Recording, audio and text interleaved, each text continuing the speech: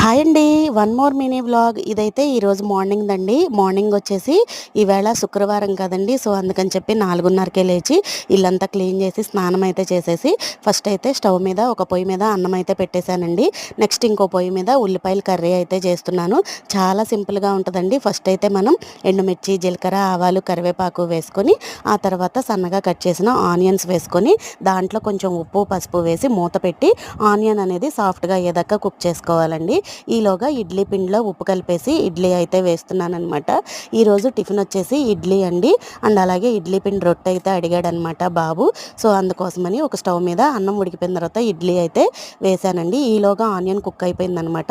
ఇందులో ఒక half spoon కారం వేసి ఒక 2 స్పూన్లు శనగపిండి వేసి మంచిగా మిక్స్ చేసేసుకుని కొంచెం ఫ్రై చేసుకుంటే కర్రీ రెడీ అయిపోతుందండి. ఆ కర్రీ విడిగా తీసేసి అందులో కొంచెం ఆయిల్ వేసేసి కర్రీ రొట్టె అయితే వేసేసానండి. ఇంకా పాపకైతే అన్నం చల్లారి పెట్టేశాను. రొట్టె వేసేసి బాబుకైతే ఇచ్చేసానండి. పాపకేమో ఇడ్లీ పెట్టాను. వీడియో నచ్చితే లైక్ చేసి సబ్స్క్రైబ్ చేసుకోండి.